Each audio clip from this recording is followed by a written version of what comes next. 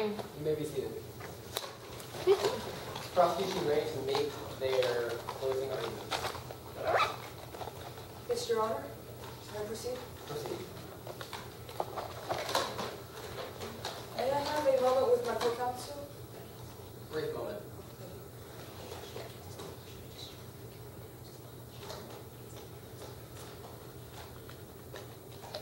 May I publish State Evidence 1?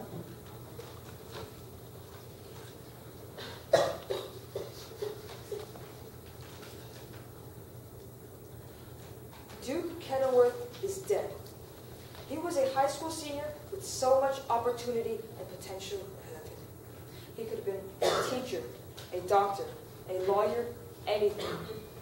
Sadly, we cannot bring him back, but we can find someone responsible for his death. Several things contributed to Duke's death, including the theft of a lethal poison, criminal intent and planning, and a merciless murder. We have the burden of proof, and we have proved to you beyond a reasonable doubt that the defendant is guilty. On October 26, 2009, the defendant was a pledge at the final stage of the initiation of new members into the club, Carpe Diem. During this event, the president of the club, Duke, dropped to the ground dead. Traces of arsenic trioxide, one of the world's most dangerous chemicals, were found inside the mug he had been drinking from that night. You heard Coroner D. Moore testify today that 400 milligrams of arsenic trioxide were found in Duke's body, while 70 to 200 is considered a fatal dose. That's more than 2 times the lethal dose. You also heard her testify how arsenic is an ideal homicidal poison that is colorless, odorless, and it mimics natural symptoms. Arsenic trioxide is approximately 500 times more toxic than pure arsenic. Within 30 minutes to an hour of consuming those drinks, Duke collapsed after showing the usual symptoms of nausea and headaches. The defendant, Terry Hayes, was the lab assistant in the school's chemistry lab. She had uncontrolled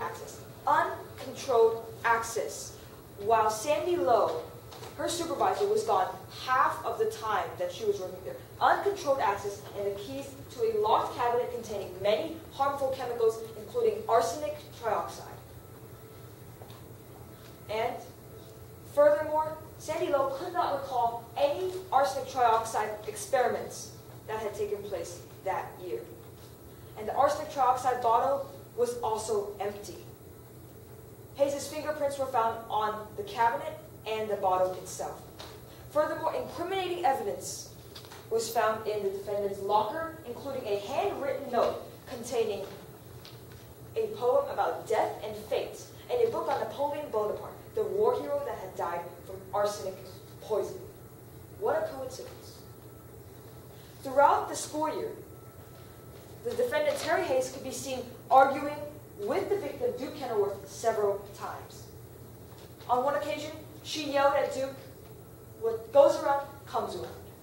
Another time, she yelled, "You'll be sorry if you do. That will be the end of you." Those sound a lot like threats. And listen to this. Those lines of the poem. It says, quote, "Be smart, drink your wine. Remember, you will die." I think that is also a weird coincidence. So in closing, we have proved to you beyond a reasonable doubt that the defendant is guilty of murder. We people have charged her with murder.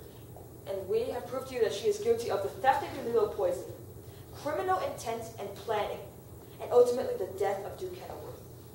The defendant, Terry Hayes, gave Duke so much pain and suffering in the last hour of his life. Do not let a murderer walk free. Find the defendant guilty